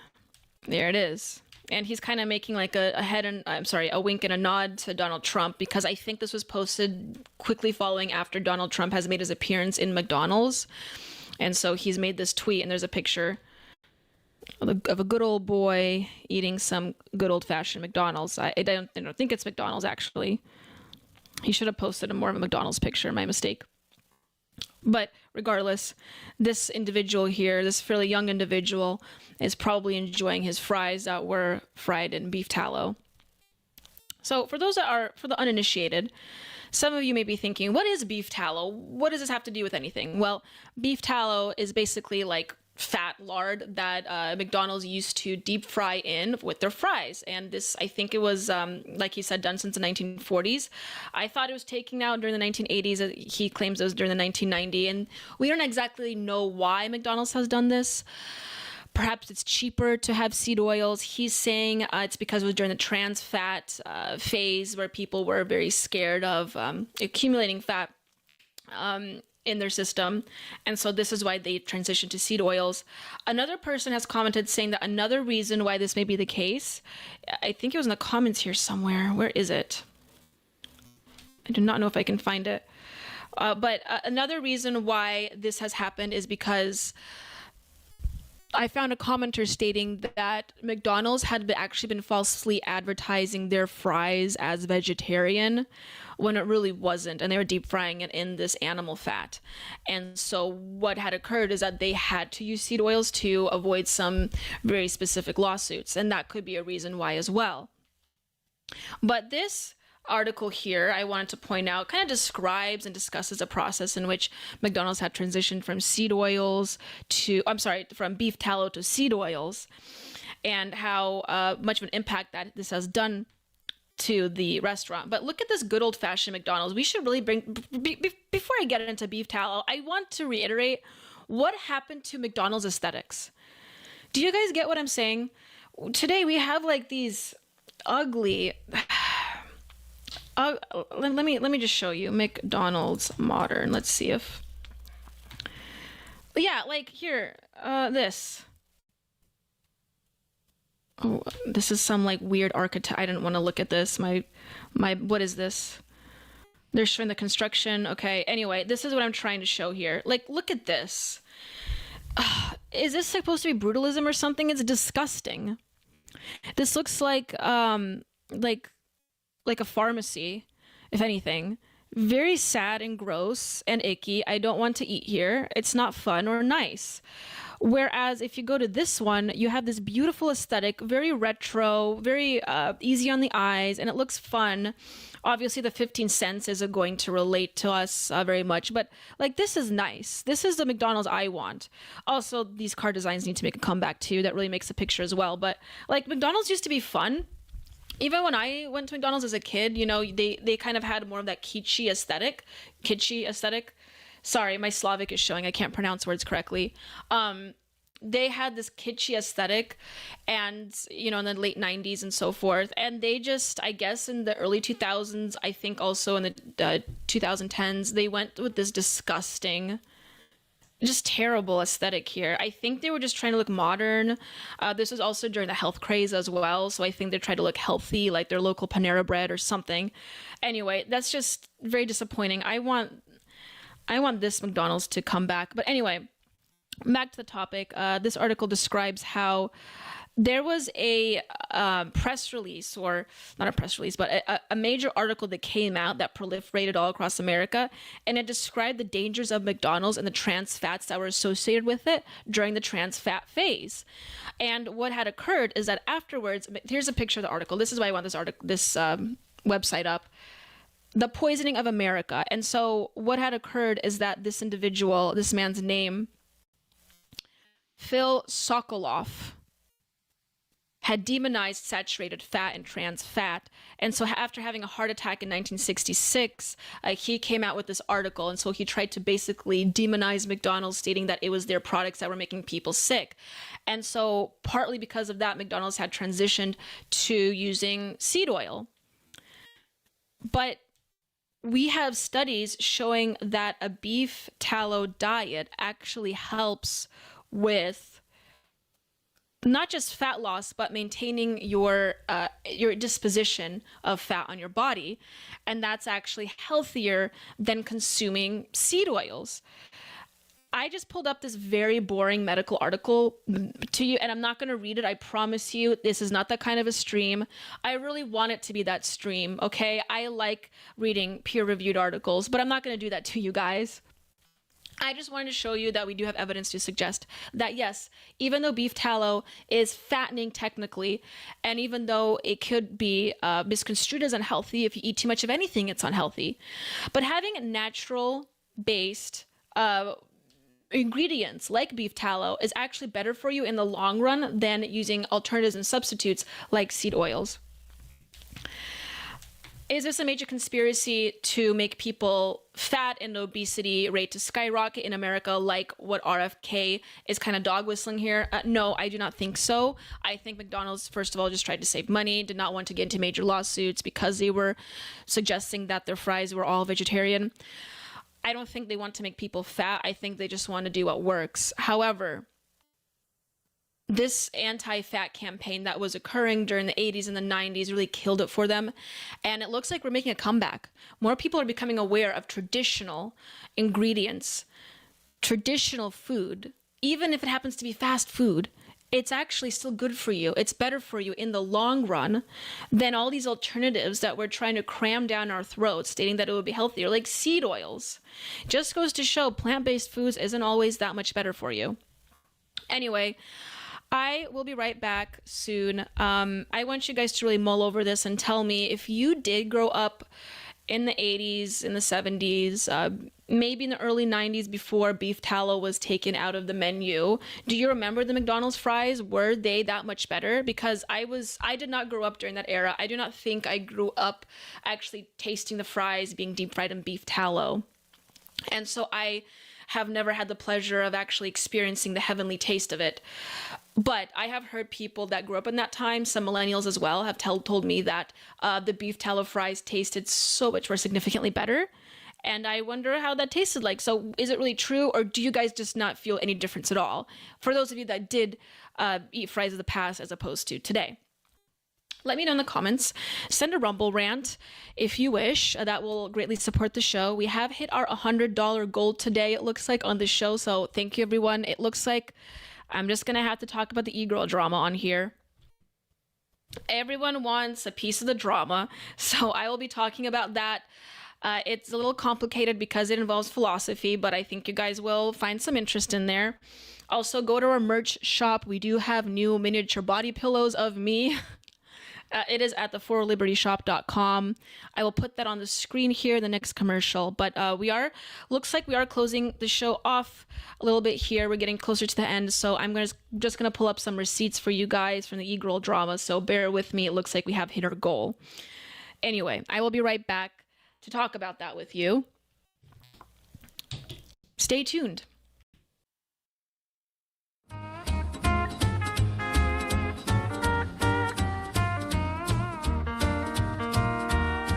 We were towns with friendly neon signs. We were living in this simple times, leaving vipers its praises schemes benign.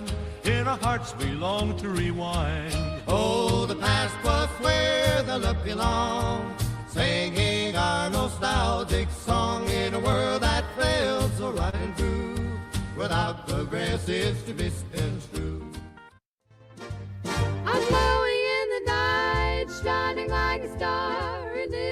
atomic age, a brighter by far. Untouchable energy, it's a glowing affair. Ready, ready, I'll take you everywhere. I'm untouchable now, feel the power in the air. Radioactive rhythm, but stands without care. Electric and alive in this atomic embrace. Unstoppable now in this glowing space. In the heart they gather strong, pushing back the lefty strong. With the red banner held high, marching forward through the night. Promises of old will keep as the donkeys start to weep. Stars and stripes forever sway. In the land of the brave we stay.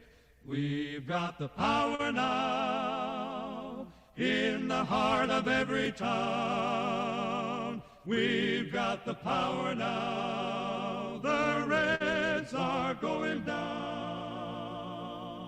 With a flagpole planted firm, golden dreams that won't decay, marching proudly through the day.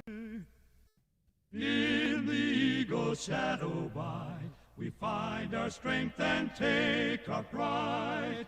Let the voices echo loud, tearing through the waiting crowd. We've got the power now in the heart of every town. We've got the power now. The Reds are going down. Across the plains and mountains tall, hear the victory call. With courage and with might we strive in the light of freedom's sky. We got the power now in the heart of every town. We've got the power now. The Reds are going down.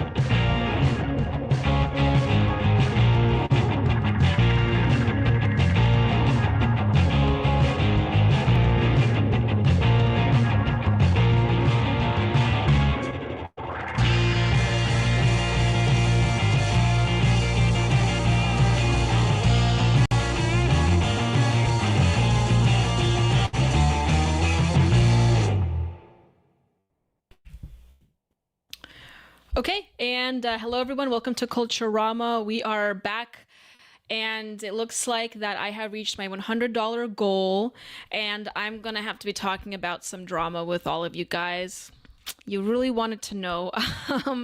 Let me check the Rumble chat here for a second. I just want to make sure I did not get any extra Rumble rants that I'm missing. The last thing I want to do is miss a Rumble rant, so it looks like I did not. Very well.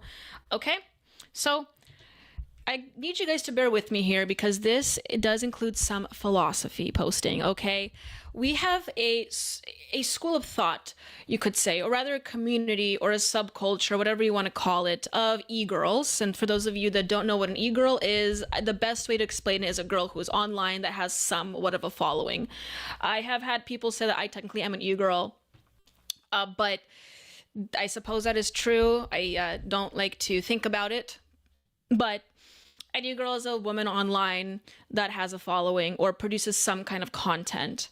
So in order to get a following. So here we are, and there's a subculture of e-girls that are online that do philosophy posting. They post about philosophy, and they all collectively post about philosophy, about a particular philosopher, and his name is Hegel. So for those of you that don't know who Hegel is, he is a German philosopher, a German idealist who is basically created, how do I put this, a dialectical philosophy. For those of you that have heard of dialectics or reaching a dialectical synthesis, that's basically, you know what, let me just put up a picture of this individual. Hegel, here we go, this guy right here. This guy is probably one of the most influential philosophers in Western philosophy, in Western European philosophy, up until now. And some of his philosophy has been contributing to more of a communist mindset, you can say, with historical materialism, but I won't get into that. It's not that kind of a show, unfortunately. But anyway, then there's this subculture of these girls basically posting in their support of a man like this. And the lead e-girl to have promoted this subculture is a woman named Nikki the Hegelian. Nikki the Hegelian had followed me before I had even heard of her. And she had followed me when she had 5,000-6,000 followers. And she had just exponentially grown since then. But throughout the time that she has grown on Twitter, by the way, congratulations to her. I'm fairly glad that she is successful in what she does, and I hope she gets even more successful. But throughout the duration of her time growing on Twitter, I was paying attention to her posts, and not one time did I come across a post on Twitter where I found that she had written anything really intellectual, written anything even related to the philosophy of Hegel or Hegelianism, or any of that. And I started to notice that. I have had fellow followers of mine state the same thing. And so what I started to do was comment on her posts and say, hey, where's your content? Where's your material? I posted maybe a couple times about her, really not all that much. And the next day I noticed that after just making a few comments about her and the quality of her content, she blocked me. Here we go, Return to Hegel blocked you. This is what happened. And I just sitting there like, what really happened, you know? And then I really thought about it, and I thought, yeah, I think I understand why, because I made this post about what she had written. Now, I'm going to warn you guys, this is kind of word sally. There's a lot of words here. I don't want to scare you. I made this picture. I pose as Hegel. There's me. That's the guy that I'm, trying to emulate. And I written a little bit, like a little blurb about his philosophy. Because what I've come to realize with Hegelianism, and I do consider myself a bit of a Hegelian actually, I think he was right about many things, but what I've come to find out is that his philosophy is actually very easily manipulated, and if you just know the talking points about it, you can sound kind of smart. Even though you're not. It's really easy to fake, actually. It's kind of like faith healing. You get a bunch of suckers and they will just believe whatever you say.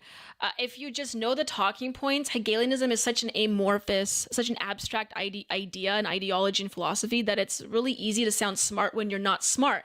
And I've come across this pseudo-intellectualism amongst the Hegelian e-girl culture. So I really wanted to dive deep into it, and I looked into this. This is a video of these three girls talking, and I'm gonna play it briefly here for you, just so you can really grasp the idea. Alien e-girls. Okay. Do you think women are Hegel coded?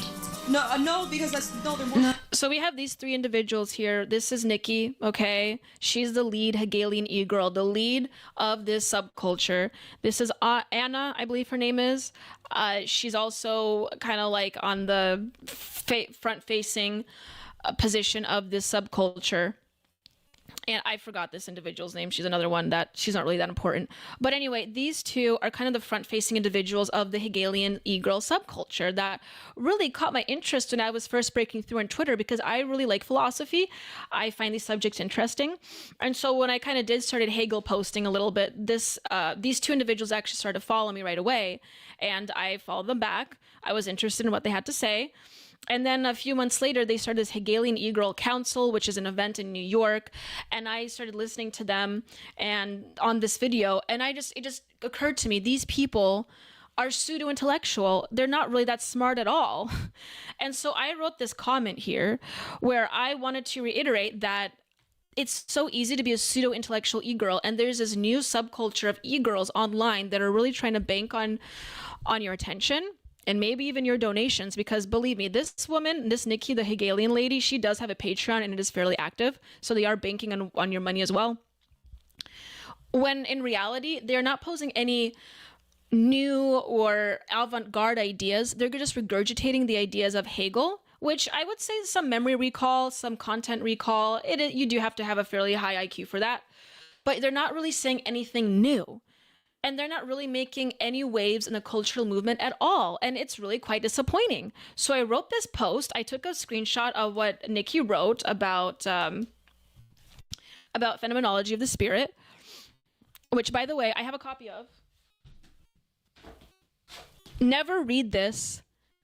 Never read this. This is the most frustrating, disgusting book you will ever read, regardless of how true it is. But these girls, and Nikki, she blocked me, so I can't pull up pictures, but the only thing she had on her profile was pictures of her holding up the book, but there was no content. There was never any content on her Twitter page. And, I tried to look her up on Twitch. I couldn't find any content there on either. No, recorded streams of her really talking. The only thing I could find was her in this video interview, but which she doesn't really say anything all that great. You can go back and watch it if you want. It's titled The Hegelian E-Girl Council, right here. But I could not find any good, decent content. And so what I wrote is that it is so easy to recreate intelligent-sounding rhetoric and prose by recycling quotations from Hegel. That is all these e-girls are doing. I found it very frustrating. And so I made this post, and I think what happened is that the Hegelian e-girl got upset and blocked me because of it, because I'm basically calling them out, okay? And look, guys, it sometimes takes one to know one. It's not that difficult to sound smart if you know the talking points. I like to think that I have original ideas, which I feel I often do. I actually have a Substack where I write about them. I don't like to write about them as much on Twitter, but I'll post some of my ideas on Twitter. But I also know how to work the room, and it's not hard to sound smart if you just know a few big words, okay? And so that's what I called her out on, and she blocked me almost immediately, which I think, frankly, proves my point. Regardless, that's basically the e-girl drama. Now, I also want to point out something. If you go on my Twitter profile and if you look at my bio, I do write that I am Schopenhauer's revenge. For those of you that don't know, Arthur Schopenhauer was a philosopher at the same time that Hegel was philosophizing. I will pull up a picture of him as well. And this guy had a really major rivalry with Hegel. He hated Hegel, actually. So what I find also very ironic is that I am blocked, and her account is bigger than mine.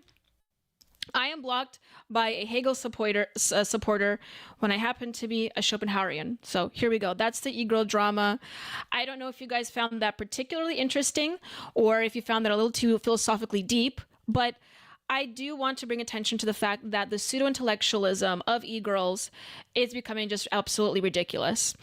The e-girls of the past, where you had Belle Delphine and all these other major, I frankly can't follow because I never liked that culture at all. But what you find with e-girls like Belle Delphine of the past is that they primarily relied only on aesthetics, appealing aesthetics, on their appearance and so forth, and video games, guys, things that very superficial things, very superficial items is what I'm trying to say. And they banked on that. They got successful on that. And what you're seeing now is the next step. It's the next push towards e-girl supremacy online. And at first I found it very interesting because it did seem to be a rather intellectual movement. And I actually got excited because it's interesting to see women forward a movement like that. But then when I got into it, it was sad I couldn't get into it because it is just pseudo-intellectualism. And that's actually more offensive to me and my sensibilities as a woman, to be a pseudo-intellectual, than just, being like Belle Delphine and just posting pictures of yourself, being honest about who you really are. And that's basically why I got blocked, because I think I just called them out on it. Now, do I wish to be involved in the Hegelian e-girl subculture? Not so much anymore, but if Nikki the Hegelian ever unblocks me, maybe we can have a conversation. I actually had plans to get her on the show later down the line because we were DMing each other for just briefly, nothing in depth. I wanted to get her on an interview, but it looks like that's not gonna happen. So fingers crossed, maybe if you guys reach out to her and let her know, she can unblock me and we can have a conversation. Okay, anyway, it looks like I've reached the end of my stream here. I thank you for those that did make it to the end. I know that last topic got a little deep. I want to thank everyone that did make it, and thank you for supporting the show. I very much appreciate that. Thank you for all the Rumble rants. Thank you for buying my merchandise. I think Culturama can make really big, major waves. I want to shout out also Robbie and Cecilia for being my biggest supporters right now. That's Robbie Thurman and Cecilia H. Thank you guys so much. I really appreciate it. And for you guys keeping this show on the ground and running. I want to see you guys in the next episode on Thursday. I will be having an interview and I think you're really going to enjoy it. And I'm not just saying that because I want you to tune in, although that's a big part why, but a bigger part is that it will be actually substantive and entertaining. I can assure you that. So thank you for tuning in to Culturama, where we do try to reclaim the zeitgeist. We do try to reclaim the traditional spirit of Americana back into the United States, but that cannot be done without your viewership and your support of the show. Follow us also on the 4 Liberty Network on Locals if you really want to directly support us and directly support the show. And I hope to see you in next week's episode. So thank you very much and have a very good night.